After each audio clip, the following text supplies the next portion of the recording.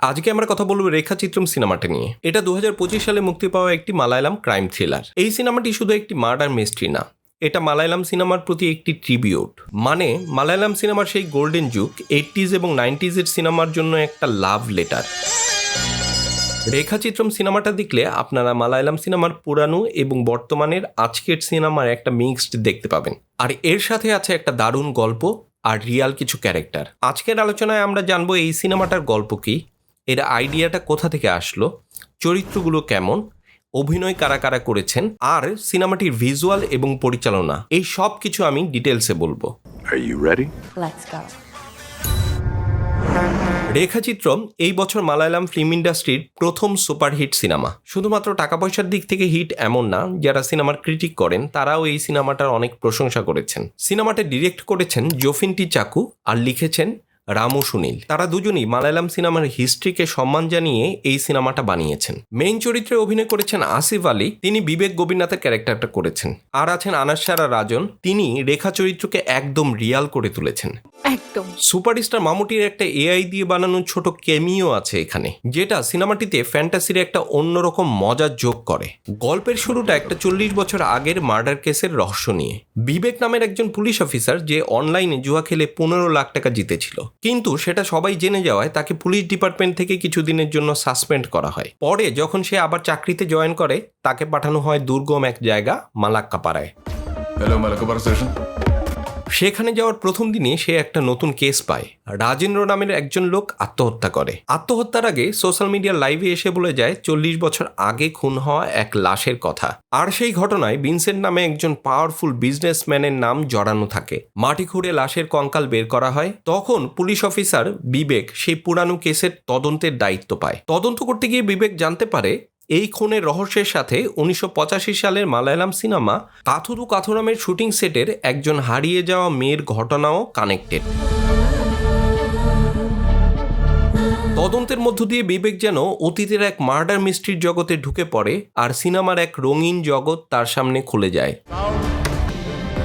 সেই সোনালী যুগের সিনেমার দুনিয়ায় আমরা দেখতে পাই পরিচালক, রাইটার, সমালোচক আর অনেক জুনিয়র আর্টিস্টদের না বলা কিছু গল্প। এদের মধ্যে রেখা একজন, আর আছেন সুপারস্টার মামুট্টি। পুরনো আর আজকের দিনের এই মিক্সচারটা সিনেমাটাকে অন্য লেভেলে নিয়ে যায়, যেখানে আপনারা একই সাথে থ্রিল আর গভীর রহস্য খুঁজে পাবেন।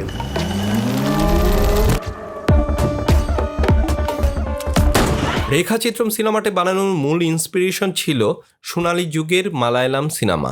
ডিরেক্টর এখানে মার্ডার মিস্ট্রির আড়ালে সেই সময়ের স্মৃতি, এক্সপিরিয়েন্স এবং সিনেমার ঐতিহ্য আজকের দর্শকদের সামনে তুলে ধরেছেন।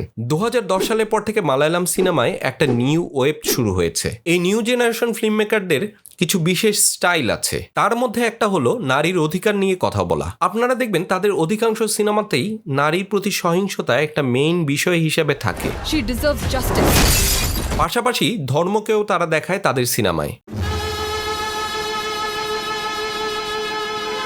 রেখাচিত্রম সিনেমাটিতেও সেই স্টাইলটা দেখা যায়। আর এই নিউ জেনারেশনের সিনেমাগুলো যেহেতু সোনালী যুগের সিনেমার পথ ধরেই তৈরি, সেহেতু তারা তাদের পুরানো ছবিগুলোকে সম্মান করে। রেখাচিত্রম সিনেমাটার গল্প যদিও পুরানো কোনো সিনেমার রিমেক বা অ্যাডাপ্টেশন না, তবুও ডিরেক্টর পুরানো দিনের ফ্লেভার এখানে নতুন করে দিয়েছেন। পুরানো দিনের নস্টালজিয়া আর আজকের দিনের রিয়ালিটিকে একসাথে দেখিয়েছেন, যা দর্শকদের মধ্যে একটা অন্যরকম ভালো লাগার অনুভূতি তৈরি করে। গল্পের গভীরে গেলে আপনারা দেখতে পাবেন রেখাচিত্রম সিনেমাটির প্লট, স্ট্রাকচার এবং কনফ্লিক্ট সবকিছু খুব সুন্দরভাবে গোছানো। বিবেকের ইনভেস্টিগেশন দিয়ে গল্পের শুরু। এই তদন্ত শুধুমাত্র 40 বছর আগের মার্ডার মিস্ট্রি সলভই করে না, এটা তার নিজের সম্মান এবং আত্মমর্যাদা ফিরে পাওয়ার লড়াইও। সিনেমায় পুরানো দিনে ঘটনাগুলোকে ফ্ল্যাশব্যাকে দেখানো হয়েছে, যা নস্টালজিক করার পাশাপাশি রহস্যের অনুভূতিকে আরও বাড়িয়ে দেয়।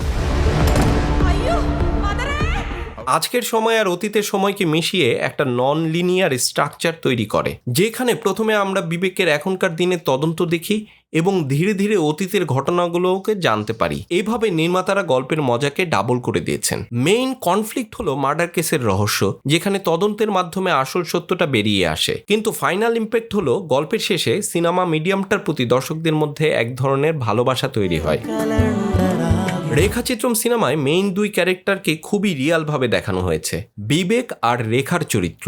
বিবেক ক্যারেক্টারটায় আমরা দেখি তার চারিত্রিক দৃঢ়তা, তার ন্যায়ের প্রতি কমিটমেন্ট আর কাজের প্রতি ডেডিকেশন। আবার রেখা ক্যারেক্টারটা জুনিয়র আর্টিস্ট হিসাবে ফিল্ম ইন্ডাস্ট্রির প্রতি তার ভালোবাসা দেখিয়েছেন, বিশেষ করে মামুট্টির প্রতি। সে স্বপ্ন দেখে একদিন বড় নায়িকা হবে আর মামুট্টির সাথে অভিনয় করবে। তার ক্যারেক্টারের মাধ্যমে সেই স্বপ্ন আর তার জন্য যে স্ট্রাগল, আশা আর সাহস মিলিয়ে একটা অসাধারণ ইমোশন তৈরি করে। এই দুইটা ক্যারেক্টারের পাশাপাশি রেখাচিত্রম সিনেমায় আরো দুইটা ক্যারেক্টার আছে, ভিনসেন্ট আর এলিস।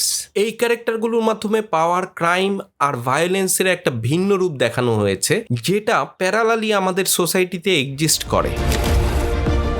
রেখাচিত্রম সিনেমায় আসিফ আলী আর আনসারা রাজনের অভিনয় একটা বড় শক্তির জায়গা। বিবেক চরিত্রে আসিফ আলী তার ক্যারেক্টারে এতটাই ভালোভাবে মিশে গেছেন যে দর্শকরা তার চোখের ভাষা, মুখের এক্সপ্রেশন আর বডি মুভমেন্ট দেখে তার ভেতরের অনুভূতিগুলোকে একদম পরিষ্কার বুঝতে পারে। বিবেক যখন তদন্তের কাজে থাকে তখন তার সিরিয়াসনেস আর নিজেকে ভালো অফিসার হিসেবে প্রমাণ করার জন্য যে চেষ্টা, সেটা দর্শকদের মধ্যে এক ধরনের ইম্প্যাক্ট ফেলে। আনসারা রাজনও তার ক্যারেক্টারের স্বপ্ন, স্ট্রাগল আর সাহস খুব সুন্দরভাবে তুলে ধরেছেন। একজন জুনিয়র আর্টিস্ট হয়ে সিনেমার প্রতি তার যে ভালোবাসা এবং তার স্বপ্নকে বাস্তব করার জন্য সবসময় চেষ্টা করার যে মানসিকতা, তার অভিনয়ের মাধ্যমে সেটা চমৎকারভাবে ফুটে ওঠে। এই দুজনের শক্তিশালী অভিনয় রেখাচিত্রম সিনেমাটির ব্যবসায় সফল হবার পেছনে অনেক বড় ভূমিকা রেখেছে।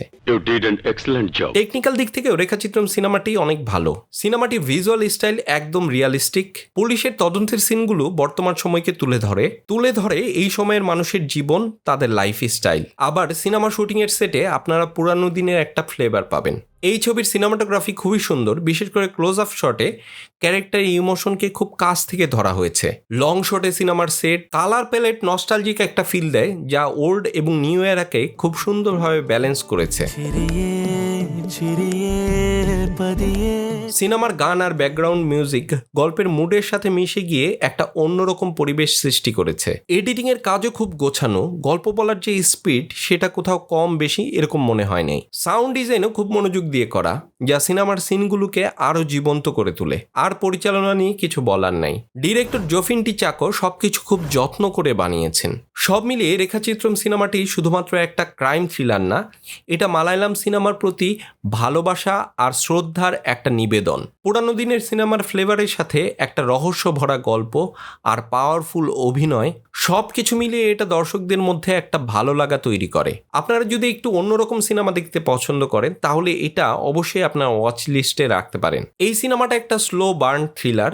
যারা টানটান উত্তেজনা আর গল্পের মধ্যে অনেক ভায়োলেন্স পছন্দ করেন তাদের কাছে এই সিনেমাটা ভালো নাও লাগতে পারে। আপনি যদি সিনেমাটা দেখে থাকেন তাহলে সেটা কেমন লাগলো তা আমাকে কমেন্টে জানাতে ভুলবেন না। আর আমার এই রিভিউটা ভালো লাগলে আপনারা লাইক, শেয়ার এবং সাবস্ক্রাইব করুন। ভালো থাকুন, সুস্থ থাকুন আর সিনেমার সাথে থাকুন।